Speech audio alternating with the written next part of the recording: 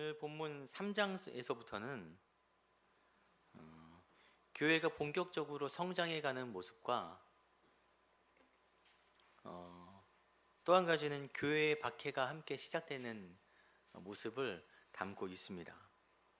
오늘 여러분이 읽은 본문의 사건이 굉장히 대표적인 사건인데, 이 사건을 통해서 두 가지 일이 발생합니다. 첫 번째는 5천 명이 죽게 돌아와요. 많이 돌아오죠. 또 한 가지는 박해가 동시에 시작됩니다. 참, 하나님의 일이 확장되는 것과 어려운 일이 생기는 것은 떼어놓을 수 없는 것 같아요. 오늘 본문 1절에 제9시 기도 시간에 베드로와 요한이 성전에 올라갈세라고 합니다. 제9시는 오후 3시경이에요.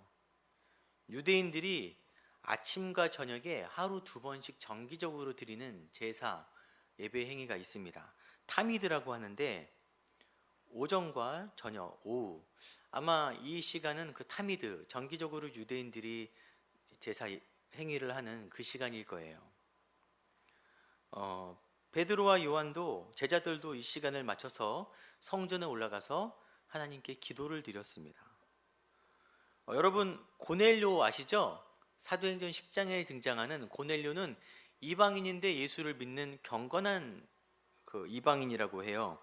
고넬료가 기도할 때 환상을 보고 그 환상을 통해서 베드로를 초청하게 되는데, 오늘 본문에 여기에 제9시쯤 되어 고넬료가 환상을 본 것도 이 유대인들이 정기적으로 기도하던 그 시간이었어요. 어쨌든 예수님의 제자들은 성령 강림 사건 이후에도 끊이지 않고 기도했습니다. 기도를 쉬지 않았어요. 그만큼 큰 은혜 있으면 좀 쉬어도 되는데 쉬지 않고 끊임없이 기도했습니다. 하나님의 역사는 기도를 쉬지 않는 사람들을 통해 일어납니다. 기도하는 교회 가운데 일어납니다. 자, 이제 본격적으로 2절에 같이 읽겠습니다. 나면서 못 걷게 된 이를 사람들이 메고 오니 이는 성전에 들어가는 사람들에게 구걸하기 위하여 날마다 미문이라는 성전문에 두는 자라. 못 걷게 되니라는 말은 태어나면서부터 40년 동안 앉은 병이,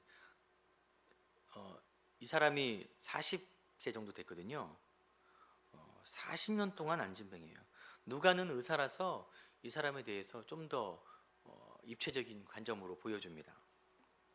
그러니까 이미 뼈가 굳어서 그냥 못 걷는 것이 아니라 뼈가 굳어서 자연적으로는 회복될 수 없는, 회복이 불가능한 사람인 거예요.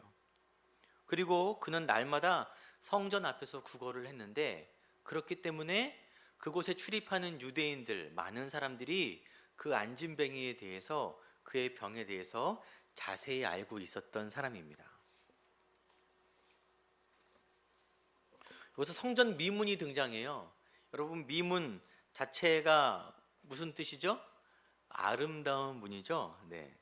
하나님의 율법을 상징하는 성전에 있는 출입구, 아름다운 문인데 굉장히 희극적인 요소가 여기서 등장합니다.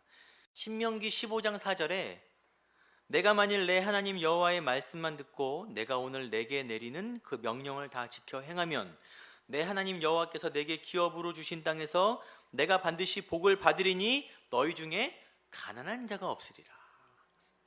율법을, 말씀을 잘 지켜 행하면 가난한 자가 없으리라고 했는데, 오늘 그 앞에서 구걸하는 사람은 날 때부터 구걸할 수밖에 없는 사람인 거예요.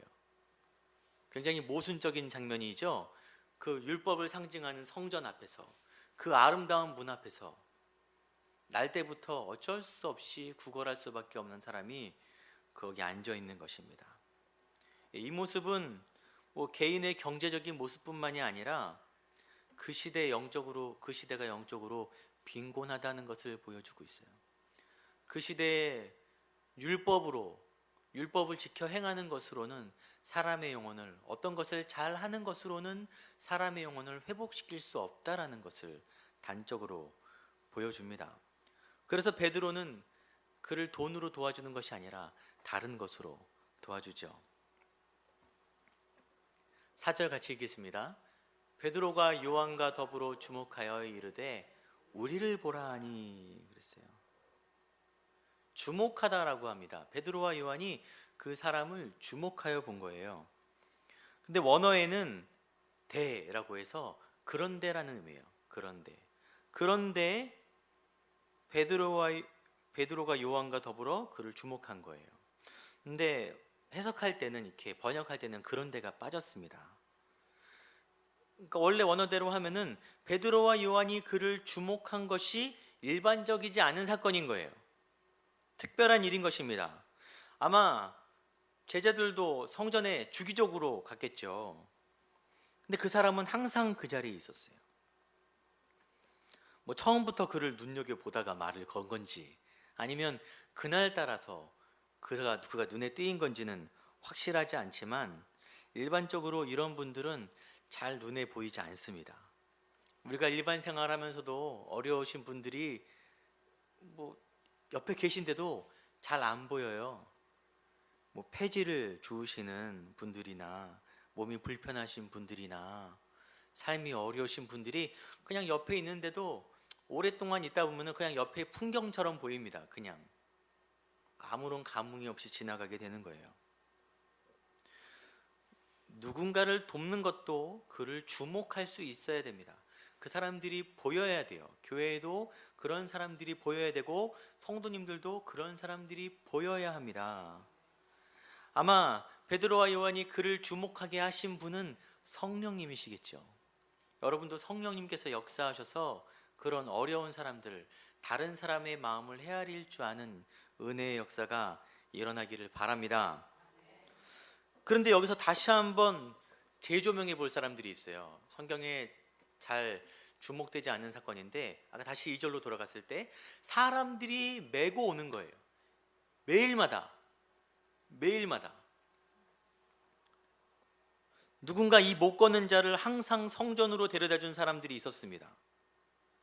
그 사람을 치료한 자는 예수님의 제자 베드로였지만 그를 그곳으로 데려다 준 사람이 없었다면 이 일은 애초에 발생하지 않았겠죠. 성경은 그 사람들이 어떤 사람인지 잘 얘기하고 있지 않아요. 근데 아마 유추해 볼 때 이 사람들은 그렇게 넉넉한 사람들은 아니었을 거예요. 왜냐면은 좀 넉넉해서 나눠 쓸 수 있는 정도의 사람이라면은 구걸하지 않도록 돈을 줬겠죠. 그날 먹을 것을.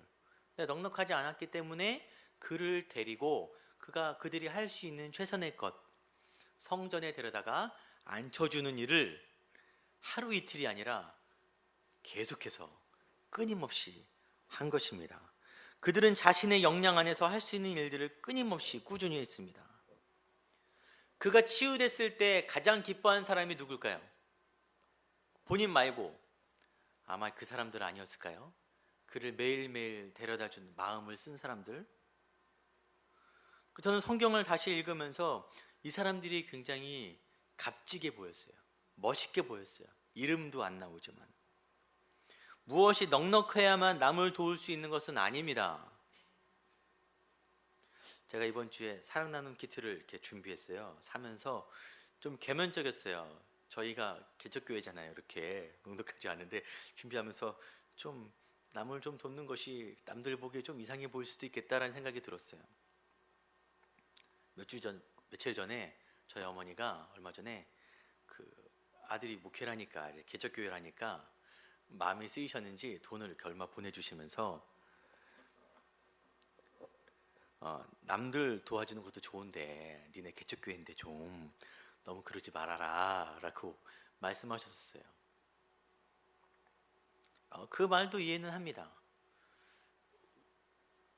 하지만 규모가 크다고 해서 무엇인가 많이 가졌다고 해서 남을 도울 수 있는 건 아니에요.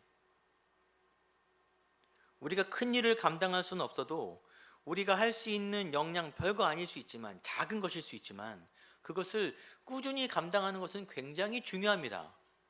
여러분이 할 수 있는 일들이 그렇게 많지 않을 수가 있어요. 젊고 힘 있을 때가 아닐 수도 있고 가진 것이 많지 않을 때가 있습니다. 하지만 내가 할 수 있는 한계 내에서 최선을 다해서 무엇인가 남을 돕고 하나님의 영광을 위해 일하는 것은 굉장히 값진 일입니다. 꾸준하게 그것을 하는 일은. 그래서 저는 오늘 이 본문의 가장 큰 수훈자, 이렇게 가장 큰 공로를 가져갈 사람들은 이 사람들이라고 생각을 해요. 이 사람들처럼 이름이 드러나지 않아도 저희 교회가 여러분이 보이지 않는 헌신, 보이지 않는 섬김으로 잘 섬기는 성도와 교회가 되기를 소망합니다.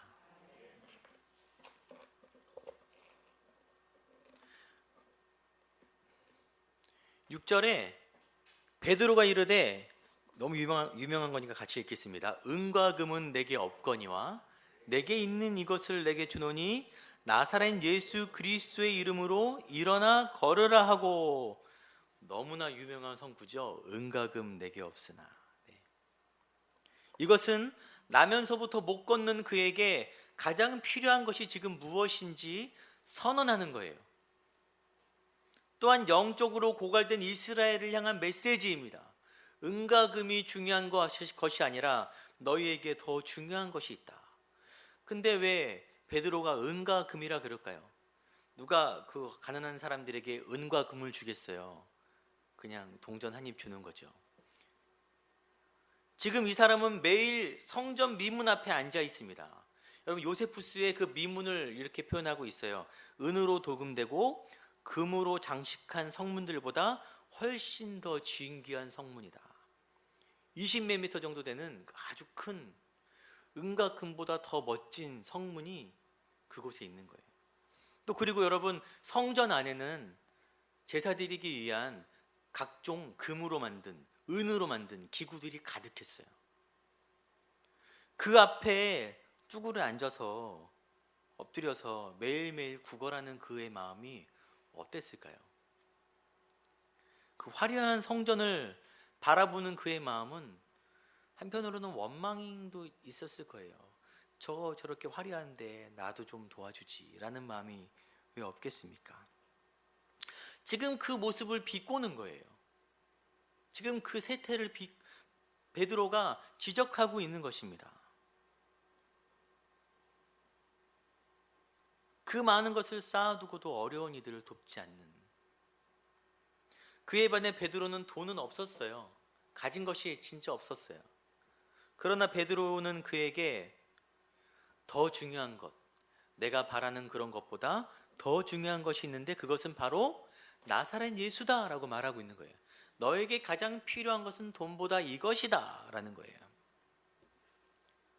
그런데 한 가지 우리가 한 번 더 주목해야 될 것이, 지금 이 구걸하는 사람의 모습을 보십시오. 하나님의 집 문 앞에서 그가 바라는 것이 뭐예요? 물론 생계가 걸린 일이지만 하나님을 찾는 것이 아니라 물질을 구하고 있어요. 나에게 물질을 주세요. 오늘 본문에 두 가지가 대비되죠. 금, 은으로 화려했던 성전과 아무것도 소유하지 않았지만 복음의 능력을 소유한 베드로가 등장합니다. 여러분, 둘 중에 뭐가 더 좋아요? 뭐가 더 좋습니까? 아마 이 시대에 베드로가 똑같이 와서 은과 금은 내게 없거니와 그러면은 잠깐 그냥 은과 금으로 주세요 라고 할 분이 굉장히 많을 거예요. 우리가 겉으로 말씀을 나눌 때에는 돈보다는 하나님의 말씀이라고 말하지만 실제로 우리의 발걸음과 시선은 항상 물질을 따라가고 있죠. 돈을 따르는 시대에 구원보다 돈이 더 목적이 되는 시대를 우리가 살아가고 있어요. 제가 이번 주에 그 전도를 갔어요. 원사님과 함께 갔는데 굉장히 솔직한 분을 만났습니다. 전도를 하는데 그분이 오히려 저에게 덕담을 해주시는 거예요. 안 믿으시는 분인데, 목사님도 이제 시작인데 빨리 사람들 모아서 건물도 짓고 땅도 사셔야죠. 저쪽 그 교회도 땅 엄청 샀고 막 그런데 건물도 크게 졌는데 목사님도 빨리 저는 그런데 크게 관심 없습니다. 아예 다 그런 거지 막 그래서 막 말씀하시는데, 그분 눈에 비친 교회의 모습이 그랬던 거예요. 복음이 교회를 성장시키는 것이 아니라 돈이 교회를 성장시키는 시대가 지금 이 시대가 아닌가 합니다. 중세의 한 교황이 사제들을 모아놓고 이렇게 말했다고 합니다. 교회 창고에 재정이 넘쳐납니다. 아주 풍족해요. 사도들이 은과 금은 내게 없거니와 하고 말하던 시대는 지나갔습니다 라고 하자 곁에 있던 아주 유명한 중세의 철학자 토마스 아퀴나스가 이렇게 말했습니다. 그렇습니다, 폐하. 하지만 예수 그리스도의 이름으로 명령하던 시대도 지나갔습니다 라고 말하는 거예요. 예루살렘 교회로 많은 돈이 유입되었어요, 여러분. 사도행전 4장 32절 37절에 믿는 무리가 한 마음과 한 뜻이 되어 모든 물건을 서로 통용하고 자기 재물을 조금이라도 자기 것이라 하는 이가 하나도 없더라. 37절에 그가 밭이 있음에 팔아 그 값을 가지고 사도들의 발 앞에 두니라. 많은 물질이 예루살렘 교회로 유입되었습니다. 하지만 사도들은 그 돈을 소유하려 하지 않았어요. 베드로는 사도들의 수장이지만 그 돈을 소유하려 하지 않았어요. 오늘 본문처럼 베드로는 나는 가진 게 없다. 은과 금은 내게 없다. 가진 것이 없는 사람으로 소개가 됩니다. 예루살렘 교회의 재정은 거의 구제로 쓰여졌어요. 어려운 사람들을 돕는 일에. 근데 어떤 글에 이렇게 써 있었습니다. 구제를 하는 것도 바람직하고 좋은 일인데 예루살렘 교회에서 그 많은 돈이 구제로 쓰여진 것이 중요한 게 아닌 거예요. 잘못하면은 그건 역시 교회의 일을 돈이 하는 거가 되는 것입니다. 구제를 많이 하면 좋은 거 아닙니까? 그건 역시 돈의 논리로 해석이 돼버릴 수 있다는 거예요. 아까 말씀드렸듯이 돈이 교회를 성장시키는 시대가 지금 이 시대 아닙니까? 아마 그것이 더 중요했다면은 베드로는 교회의 재정을 끌어다가 그를 도와줬겠죠. 하지만 베드로는 그렇게 하지 않고 돈보다 더 중요한 것을 그에게 전해주는 것입니다. 여러분도 아시겠지만 그것은 바로 예수의 이름이에요. 돈보다 더 중요한 것, 물질보다 중요한 것, 그 어떤 가치보다 더 값진 것이 바로 예수의 이름인 줄 믿으시기 바랍니다. 그 예수의 이름에 어떤 능력이 있냐면요, 7절 8절에 그가 예수의 이름으로 일어나 걸으라 하자 오른손을 잡아 일으키니 발과 발목이 곧 힘을 얻고 뛰어서서 걸으며 그들과 함께 성전으로 들어가면서 걷기도 하고 뛰기도 하며 하나님을 찬송하니. 아까 말씀드렸듯이 누가는 그가 40년 동안 걷지 못한 사람, 뼈가 굳어서 치유가 안 되는 사람으로 이야기하지만 예수의 이름으로 그를 일으키니 그가 회복되는 거예요. 이게 육신적 회복 말고도 두 가지 의미가 있는데, 첫 번째는 사회적인 회복입니다. 여러분, 요즘 시대에는 정보 지식화 그런 시대이기 때문에 몸이 좀 불편해도 노력을 하면은 극복할 수 있는 길이 쉽진 않지만 있어요. 하지만 과거에는 육체적인 능력이 중시되는 사회이기 때문에 못 걷는다는 것은 사회에서 제외가 되는 것입니다. 사회에서 제외가 된 그 사람을, 부정하게 여기는 그 사람을 예수님이 치유하셔서 사회의 구성원이 다시 되게 하시는 거예요. 그 사람을 회복시키는 것입니다. 또 한 가지는 영적인 회복입니다. 그가 성전 미문 앞에서 구걸을 하고 있어요. 물론 그것은 많은 이들이 오가는 곳이기도 합니다. 하지만 그는 더 이상 들어갈 수가 없는 거예요. 부정한 자기 때문에 몸이 아픈 그 문에서 한 발짝도 들어갈 수 없는 것입니다. 많은 유대인들이 지나가다가 그에게 어느 정도의 돈을 주었을 수도 있어요. 그랬겠죠? 그랬으니까 계속 거기에 나갔겠죠. 남을 돕는 행위가 율법을 지키는 것이기 때문에 아마 그들은 얼마의 돈을 주면서 내가 율법을 지키고 어려운 이들을 돕는다라는 교만에 빠졌을 수도 있어요. 하지만 아무도 그를 성전 안으로 데리고 들어가지 않았습니다. 아무도. 굉장히 오랜 시간 동안 그는 성전 문 밖에 방치되어 있는 거예요. 여러분, 이런 도움은 도움을 가장한 교만의 행위죠. 11절에 나은 사람이 베드로와 요한을 붙잡으니 모든 백성이 크게 놀라며 달려나가 솔로몬의 행각이라 불리우는 행각에 모이거늘 그랬어요. 장소가 솔로몬의 행각으로 바뀝니다. 이제 그런데 그 나은 사람이 베드로를 붙잡은 거예요. 그도 함께 있는 것입니다. 솔로몬의 행각은 성전 미문 안쪽에 있어요. 성전 안쪽에 있는 공간입니다. 그가 이제 베드로와 함께 성전 안으로 들어가는 거예요. 그가 영적으로 부정함에서 벗어났음을 의미합니다. 예수 그리스도의 이름은 한 사람이 사회적, 영적으로 회복되는 것을 말합니다.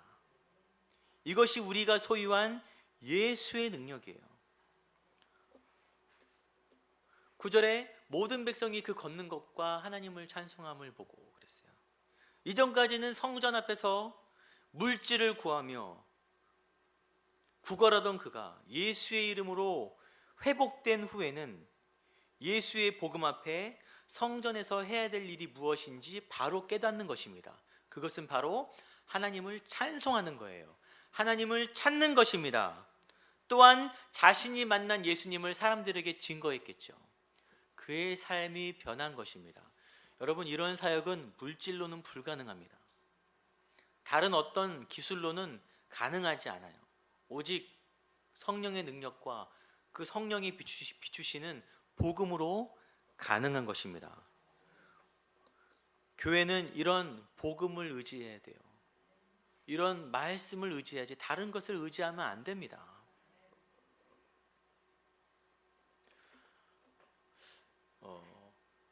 이 사건을 통해서 아까 돌아온 자가 몇 명이라 그랬어요?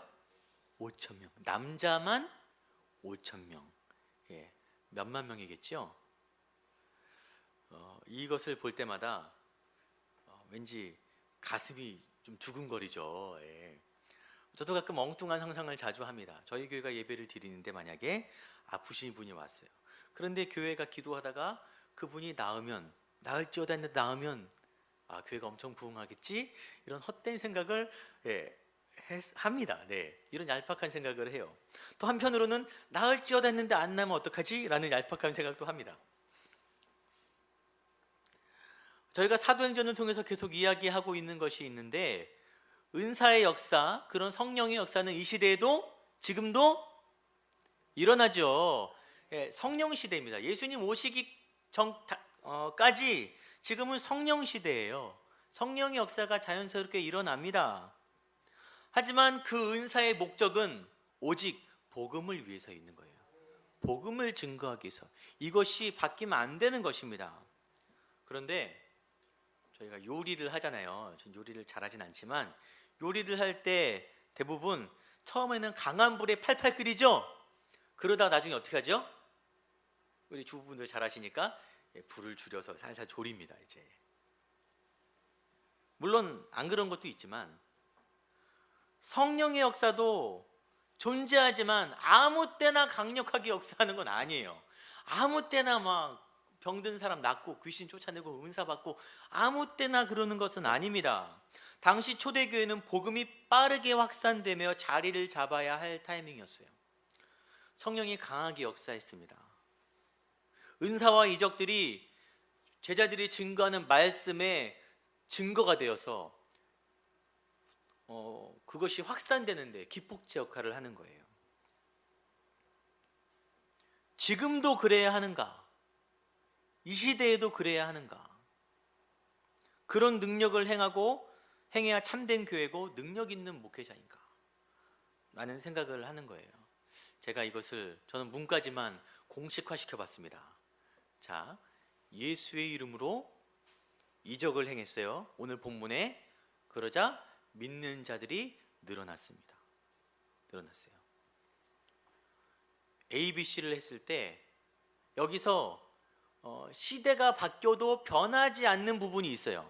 뭐냐면은 예수의 이름으로 믿는 자들이 늘어나는 거예요.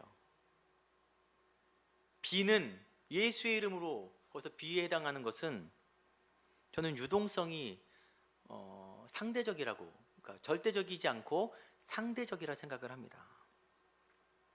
초대교회는 은사와 능력으로 이 일들을 감당해서 예수의 이름으로 기적을 행하자 믿는 자들이 늘어났어요. 어떤 교회는 예수의 이름으로 선교에 앞장서서 믿는 자들이 늘어나고, 어떤 교회는 예수의 이름으로 구조활동을 활발히 해서 믿는 자들이 늘어나고, 어떤 교회는 예배를 최선을 다해서 예수의 이름으로 믿는 자들이 늘어나고, 어떤 교회는 기도를 열심히 해서 믿는 자들이 늘어나고, 어떤 방식이 맞다라고 할 수는 없습니다. 누가 틀렸다라고 할 수 없어요. 그 시대에 따라서 성령께서 역사하시는 방법들이 다양하죠. 저희 역사 속에서도 저희 나라 가운데도 성령이 강하게 역사하실 때가 있었어요. 평양 대부흥 운동 때가 그런 때나 처음에 복음이 들어올 때는 그런 역사들이 많이 일어났습니다. 하지만 지금 이 시대에 지금 우리에게 필요한 것, 예수의 이름으로 무엇을 해야 될까요? 우리는 예수의 이름으로 무엇을 행해야 할까요? 좀 굉장히 중요한 우리가 찾아가야 할 숙제인 것입니다. 저희 교회는 이거다라고 말하기는 아직 좀 시기상조 같아요. 저희는 아직 개척교회고 무엇이 우리가 뚫고 나가야 될 지향점인지, 예수의 이름으로 우리가 전문적으로 무엇을 해야 할지 잘 알 수 없는 그런 단계죠. 근데 어떤 글에 이렇게 적혀 있었어요. 아직 교회가 충분히 성장하지 못해서 은사와 방향성을 잡지 못했다면 말씀을 차근차근 배우며 성장하는 것이 우선이다 라는 거예요. 이 과정이 있어야 되는 것입니다. 이 과정을 뛰어넘은 채 어떤 교회가 이것을 하니까 그거 좋은데 우리도 해볼까? 안 되는 거예요.